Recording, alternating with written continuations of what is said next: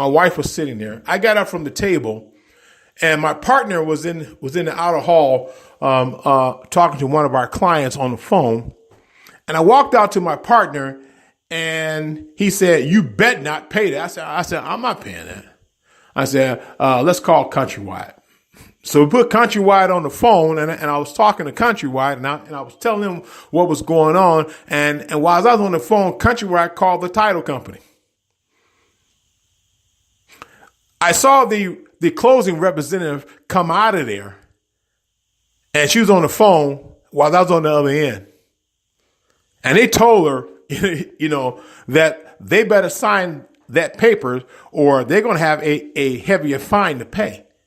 And Countrywide asked me again, "Do you want to go through on this loan?" I said, "Yes, I do. Yes, I do. I'm not backing out of this loan." And so therefore, when she went back into the closing table and I walked back in there and I sat down and my wife looked at me like, "What's going on?" I just put my hand up and say, it's okay. And she told him, I just got the phone from Countrywide. And she told him what Countrywide said. And I looked up and I said, "Yeah, because I called them. Because this is taking up too much time and I have a business to run. Just like you have a business to get back to. Just like you got to go back to your business attorney. We got a business to run. Sign the papers. Let's go. I am not paying $550. So she said, well, Ricky, I'll split it with you. I said, "You're not going to split anything with me. I'm not paying a dime. What part of that don't you understand?" So then her realtor came up and said, "Well, me and the other realtor will split that cost with you. We'll pay for the other. We'll pay the other $275. You pay $275, and we can get out of here." And they worked it out, and the deal closed on that point.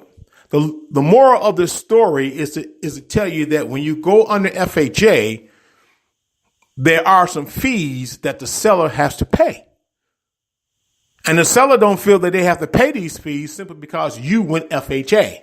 And they'll try to convince you to pay it, or we like the slick attorney did, slide this document over to me and say, "I need your signature right here." And I'm like, why? What is this? No, just sign it. It's just something standard coming from you. You don't represent me.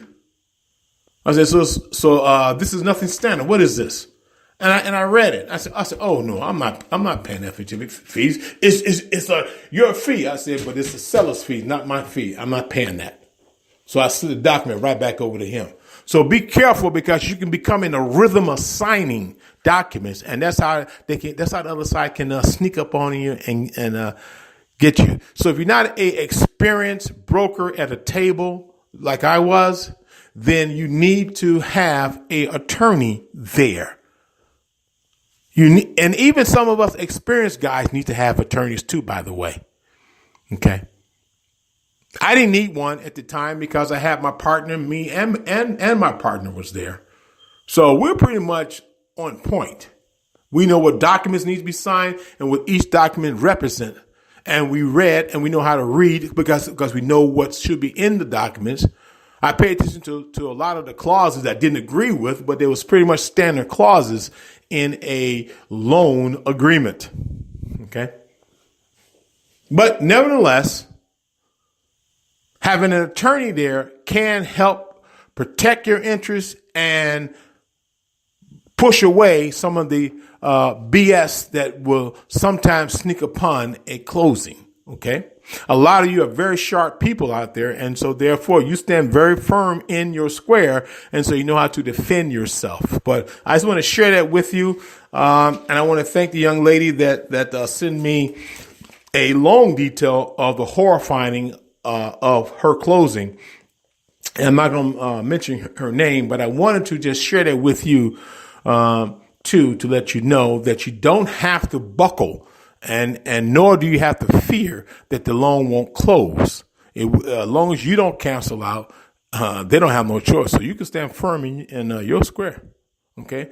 And if they still don't want to budge, call the lender. Call the lender yourself.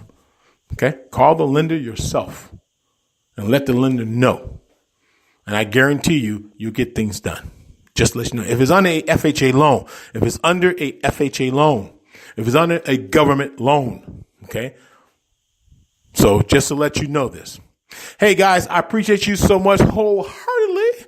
And thank you for listening to Mortgage Talk. It's been my pleasure to talk to you about the difference between a land contract and a lease option agreement to purchase a property. And also how important it is to have a house doctor on your team. Most cases, these house doctors and appraisers are paid up front. Sometimes you can get them to take money out of your deal, which would be part of your closing costs, which is money that will come out of your down payment. But nevertheless, normally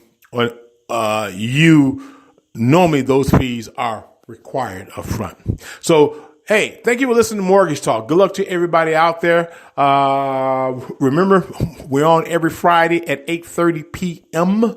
You can get us by going to blogtalkradio.com/Mortgage Talk 1.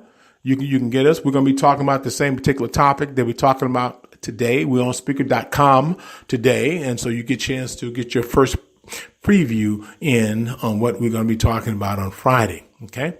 So I appreciate you guys so much. God bless you. And thank you for listening. And tell a friend and tell everybody that Mortgage Talk is on the air. We're back, baby. We're back. Thank you for listening to Mortgage Talk. Good night, everybody.